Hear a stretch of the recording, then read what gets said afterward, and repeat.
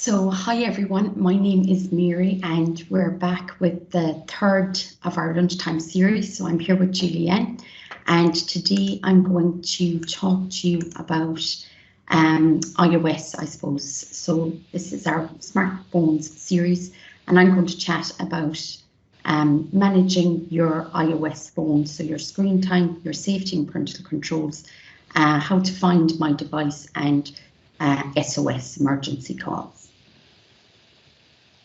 So just to begin today, on the left-hand side, you will see my PowerPoint presentation, and on the right-hand side here, I've just my phone also available. So as I'm going through stuff, I will be moving back and forth. So hopefully this will work out today for us. So just to talk about the iOS. So iOS stands for iPhone Operation System. It is only available, I suppose, on Apple products. On Monday, Julianne spoke about the different types of phones that you can get Android operating system on. For iOS, this is completely locked down to iOS devices. So your iPads, your iPhones, or your smartwatches. Also iPods, if you have any of those, I think they've been discontinued since 2022. With iOS, what Apple do or iOS do is they have different versions. So I will show you in a minute where you can find out what version is on your particular device, so your iPad or your iPhone. But at the moment, the most recent version is iOS 17, and this was released in September of 2023. Now, as it goes, following the release, you might get more updates like patches, and that's because they found features that are kind of gone a little bit wrong and they're just updating that. So like I said, this update is for all iPads, iPhones and smartwatches. iPad or iOS are really good in that they usually send you a notification about the update, but sometimes if you don't get that notification, I'll show you where you can find how to see what update you're on. So if we just look over here on the right hand side on your iPhone or your iPad device, and if you select settings in there, you can go into general. If you scroll down and select general, and if you select about at the top, in here you can see all the information about the iOS version that your phone is on and even the model name. And that is important because this version is available on a lot of models. And I'll talk about that in a little while, just where you can get more information about the model of the iPhone or the iPad that it is available on. So if I come back out there, I can check underneath about, I can check if there's a software update. And it's just checking there now, see is there a software update? And already there's another update there waiting. And as you can see, it's just a bug fix. So I've updated to iOS 17 just 2 days ago, and you can see already there's a bug fix there. So it's important to keep an eye on that. Once you're in the, once you're using an iOS or an Apple device, you then have access to a huge range of applications or apps.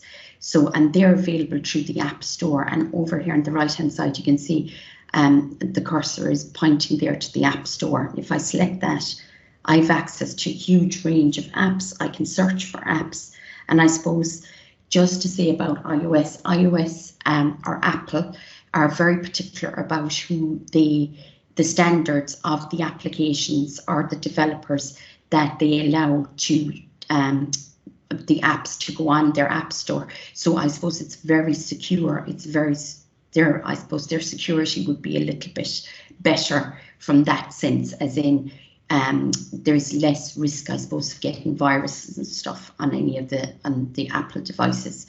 They have a very unique Apple ecosystem. So I suppose if you have an iPhone or an iPad, if you download an app onto your iPhone, that automatically you'll find the exact same app on your iPad or on your MacBook. So it's completely transferable like that. And also, I suppose the other thing about iOS is that you can set up family sharing, and I'll show you that in a little while. So therefore, yourself or 5 other people in your family. So up to 6 people can have access to the same apps or the same subscription services like Apple TV. So I suppose that's just something within the Apple ecosystem. And like I said earlier, with the iOS 17, it is available on various iPhones and iPads. And with the link to this video, I will have a link to iPhone's website where they will give you more information about the particular iPhones and iPads that it is available on. So just moving on now and looking at monitoring and screen time and restrictions. So again, just like the Android, Apple have their own version of screen time where you can monitor how much screen time you're using, and you can have a breakdown of what you're using your time on, and you then have some options as to how to look at that and how to manage that. With family sharing, which I will show you next, you can push this out to other people's devices that are on your family sharing. So your children or your young teens, you can have access to their devices and you can set up these features on their devices as well. So if I go into settings and if I scroll down, I've got 2 options just down here. I've got focus and I've got screen time. So if I go into screen time here, you can see that my daily average here is 2 hours, 17 minutes. So I can have a look there. I can go into all my websites and my website activity, and I can look at this from a weekly basis, or I can look at it from a daily basis. I can also drill down and have a look, and it'll tell me what was most used. So for me, my settings was used, my Safari, my Google.com support, etc. So you can see there a breakdown of what you're actually using, and you can make changes to this. Then you can switch on some of the features then. So you can switch on something like downtime. So underneath there where I've got all the information about my screen time, I've got some more options here. So I can go into downtime, and I have a code already set up on this, and you can set up your passcode down here at the bottom. So here it says change screen time passcode, but originally it would have said set up passcode there. So I've already my passcode set up. So I go into downtime, I put in my passcode, and then I've access to turning on or turning off downtime until tomorrow. So I can schedule it at a certain time by turning on schedule there. I can schedule it for every day, or I can customize the day so I can have it for the weekends. I can have it for during the week, and I can switch it off then for the weekends or change it, and I can change the time.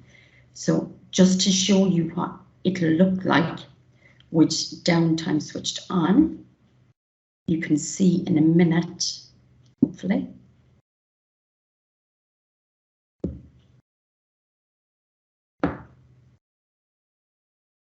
Sorry now.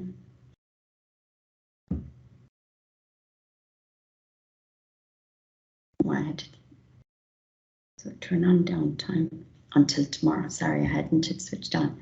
So you'll see in a minute that it'll actually, you can see there the App Store app. So it's on a little timer. So that's switched off until tomorrow, and so is a lot of my other apps there, you can see, except for selected ones. So that's downtime. So I'm going to turn that off again, just in case I forget to do it in a while. Then you've got app limits. So in here, I can set a time for how long I'm going to be on a particular app, or for that young person that whose phone you're setting up for them. So here I've Instagram set up for myself, and I've it set up for 30 minutes, and I'll get a reminder probably a couple of minutes before that to let me know that my time is coming to an end on my app. So to do that, you go into app limits, add a limit, and in here it's all categorized, but I can go in and I can select an app. So I could select Facebook, I could select TikTok or whatever, and I can put a limit to the time that I'm on that app or the person is on that app. always allowed then. So these are apps that during downtime, I might just allow them to be on, because phone is always on. You can't make a change to that. But there might be, and that's because so you can accept a call, but there might be other ones that I might put on there that I might allow during my downtime. So maybe I'm expecting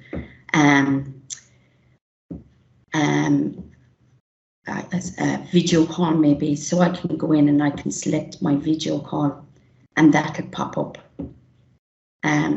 into, or I can maybe allow Snapchat, we'll say. So I can add that. So if I wanted to allow Snapchat, and that would pop up in there, and they're going to be allowed then during my downtime.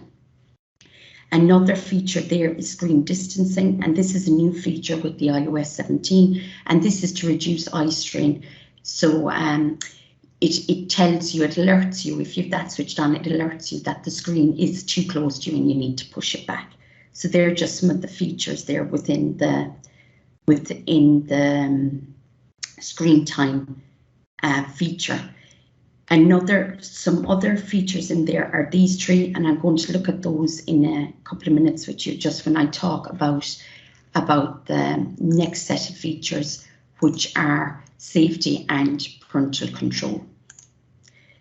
So again, I've gone back out of my settings. So for safety and parental control on an iOS device, you've got family sharing, and this is a really unique feature of iOS, I suppose, of Apple devices, in that it's already there. You don't have to download any apps or anything. It's already there in your settings. And with family sharing, you can set this up in two ways. So when I go into my settings, I have family sharing already set up in here. So you can see there that there's me and there's me of the organizer. So as the organizer, you can set up as up to 6 people on this. So in order to do that, you select your family, and once you go into family, you will see here on the screenshot on the top right hand side, you will see a little add button, and you can add. And once you go in there, you've got options then here. So you can invite others. So there are other people that already have Apple IDs, or you can create a child account. So in order to create a child account, you can select create child account, and this is for a child 13 years or under. So you can tap that, and then if you follow the step-by-step, it'll show you how to set that up. Your other option then is invite others, so that if you have a teen or young adult and you want to you set up their own iCloud account on their own new iPhone, and then you can invite them and they accept. And once they've accepted, then you have access to do make all these changes to their phone through screen time, and also through the extra features that I'm going to show you now. So what you need to do is make sure you're in their profile and go down to your screen time again, and you've access then to making changes to their downtime, their app limits, just all those features that I just showed you a minute ago. Additional features in here though is that you can also limit who's communicating with them as well during screen time. So you can put in there whoever you want, who they're allowed, I suppose, to receive communication from during their screen time. It will allow them to make an emergency calls. It won't turn that off. And another feature here is content and privacy. I'm going to jump down to that one. And this is a lovely feature because there's loads of options in here, but I suppose just two I'm going to draw your attention to today is the iTunes and app purchases. And again, I'm putting in my code here, which makes it really safe. And here I can stop them from installing apps. I don't allow. I can stop them from deleting apps, which can be a bit of a problem. Again, I tap on that and I don't allow them to delete apps, and in-app purchases, which is really important because your credit card or your debit card is probably linked up, and this prevents them from those big expensive downloading apps and paying for them, because it's just a tap of a button. And you can also set it up here, always require the password or don't require, so that's up to yourself. So that's a handy it's just more security, I suppose, for safety features. The other one I'm going to draw your attention to, and there's loads of other options here, but I think just for today, I'm just to draw your attention to the content restrictions. So in the content restrictions, I've loads of options here again. So I'll just draw your attention to the TV. So I can allow all, or I can actually really be specific and then allow just general, if they're watching content that's general, or that's parental guidance, or age 12 or 15, etc. So I can really focus in on that there. And the other thing is the apps. I suppose we're all very conscious of children downloading apps that aren't appropriate for them. So here I don't allow anything that's 12 plus, or I don't allow anything that's 17 plus. So that's again a really nice feature and a really nice security feature as well. And finally, unfortunately, I suppose because the times we're in, another built-in feature here is the communication safety. And this, I suppose, this is to detect, I suppose, any nude photos or videos before they're sent or before they're viewed on your child's device. So it sends it, you can set it up that it can send you a notification if you know there's content there that just is not appropriate, and you can set that up as well there. So that's really quick, I suppose, just looking at the safety and parental controls. But I suppose, look, there are really good in the iOS. I think there's lots of options there, and they are really good options. Just like Julianne was saying on Monday, you also have the Google Family Link app, and that's available on the App Store as well. So now I'm going to just go into guided access. And in the guided access, I'm just going to show you what you can do with that. So guided access, it helps you to stay focused on a task or in an app, temporarily restricting your iPhone to a single app. So it temporarily restricts it to just one app, so you can't get out of that app. Within it, you can also disable areas of the screen that are irrelevant to task. So we'll say if you didn't want them going into settings, you can just block that out.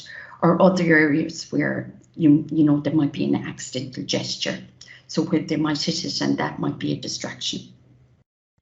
Within guided access as well, you can disable the iPhone hardware buttons, and you can also limit how long someone can use the app. So again, to find this, you're going into settings, and this time you're actually going into accessibility features. You scroll down and you find your guided access. And in here, it's switched off. So I'm going to switch it on, and I'm going to add a passcode. So you can also use this with Face ID as well. So if you have somebody that's fairly knacky and they will figure out the passcode, you can actually use your Face ID. So I'm setting up a code here, and it'll ask me to re-enter the password. Once I've that done, I can go back. And now I open up an app that I want to lock the young person in. So I use this maybe once a week, or if I want to support a young person in staying in, maybe they might be doing homework on the SnapType app, and I want to keep them in their writing until they're finished doing their typing report in SnapType, or in an AAC app as well. If you just want them to stay in their AAC app, this is a really good feature. So I've opened up my app, and now I'm going to triple click on the side button, and it's telling me guided access has started.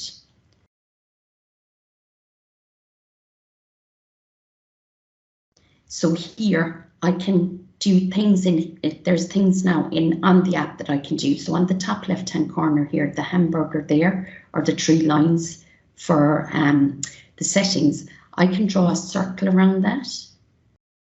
And now I don't have access to that either. So when I press resume, it's telling me guided access has started, so I can't get out of that app. I can work away within the app, but I can't get out of the app. Okay. If I want to try and slide up to get out of the app, it's not allowing me. Or if I press on the side button to get out of the app, it's telling me guided access is enabled. On the left hand side, that hamburger, I'm pressing on that there. I know you can't see me, but I don't have access to that. To get back out of the app, I triple click again. I put in my password. and I've options there to end or to go back into the app.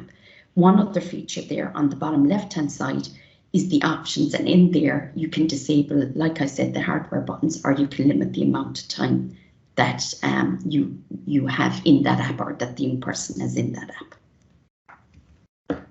And you can see their guided access is now ended, and I'm allowed to go back out and go back into the rest of the apps on my phone or my iPad as well. So moving on then to find my iPhone. So then this is a lovely feature as well, again free on iOS devices, so on your iPad, on your iPhone, or on your AirTags as well, so you can locate your AirTags. So with this, it's your Apple account. So the good thing about this is you can log into your account from any PC or from any other iPad, and you can actually find your iPhone or your iPad if it's gone missing. So if I go into find my iPad app up here, I tap on it. So you can see here that Mary's iPhone, and it's starting to locate it. So you can see that I'm here near Oak Park Road. So it's telling me where it is. And if I scroll down, then if I tap into it, there's a couple of features here I can do. So I can play a sound, so that'll leave a sound off to find its location. I can notify when found. I can mark it as lost, or I can erase the device. So I can also do this if I log into my Apple account on my PC as well. So I have access to the exact same options there as well. The other thing is with Find My iPhone, I can also find other people that are on my share. So if I want to have a look and see where Niamh is right now, I can tap it and I can see that she's not too far away from me there. And again here, if we say that's, you know, my child and they've lost their phone, I can go in here and I have all the options there on her phone as well. I can mark it as lost, or I can erase the device, and I can also remove the device from here if I wanted to. And you also have those options with the AirTags as well, like Julianne was saying earlier in the week. Your AirTags, and they'll pop up there as well, just like you can see my AirPods are up there. So, and if I had other devices linked into this account, it would find those as well and show me their location. And finally for today, what I'd like to show you, just to finish off, is I'd like to show you the SOS settings, and these are really useful as well. So how to set up to send an emergency call by clicking on the side of your phone. So again, I'm going in here to settings and I'm scrolling down to emergency SOS.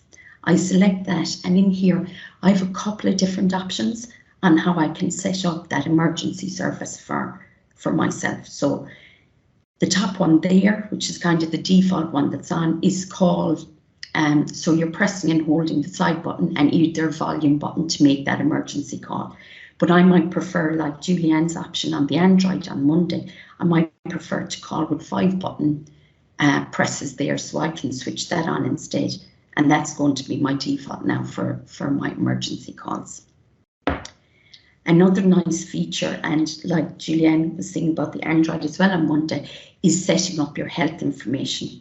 So I think this is a nice feature, and I'm just quickly going to show you this. I'm going to show you how to set up your medical ID and how it can be used in case of emergency for the paramedics. And a lot of paramedics are familiar with this now, and this is the first thing they look for when they pick up your phone if you've been in an accident or if something's happened to you and you can't let a person know about your own medical health. So if I go into health, I've got lots of options in here again, if you see on the right hand side here, and I'm going to scroll down to medical ID. And in here, I have an option to edit. Now I have some information put in here already. So on the top right hand corner, I can edit here. So in here, I've got loads of options to put in my medical conditions. So if I had migraines, I could put that in there. If there's any medical notes that, you know, somebody immediately needs to know about me, I can put it in there. I can put in if I have any allergies to anything. So if I have an allergy to augmentin or something, I can put that in there. Or if I have medications that I'm on at the moment, I can put as much or as little information as I need to in here. What I can also do in here is I can add an emergency contact. So in here, I'm going to add an emergency contact, and I'm going to add Niamh, and I'm going to say that she's my daughter. So that's all done. So I'm going to select done there, and I'm going to go back out. And just to show you how that works on your iPhone, when your iPhone is switched off. So I'm going to select, I'm going to just light up my iPhone there for you. I'm going to swipe up to unlock. Now I'm the paramedic and I've come across you, or I'm the person that's going to assist you. I know I swipe up, I can't get into your phone because there's a passcode on it. So what I can do is I can click on the emergency just down there on the left hand side. And again, on the left hand side there, I've medical ID icon. And if I click on that, all that information that I put in is available there to the person, the paramedic or the doctor, the nurse, or whoever comes on you that might need that information and you're unable to give it to them. They also have access to an emergency contact that they can ring on your behalf. So that's a really useful feature, I feel, on the available on the phones. So that's me done. I think I'm doing okay for time. So thank you so much. And if you've any questions, I'm happy to take them there. So thank you.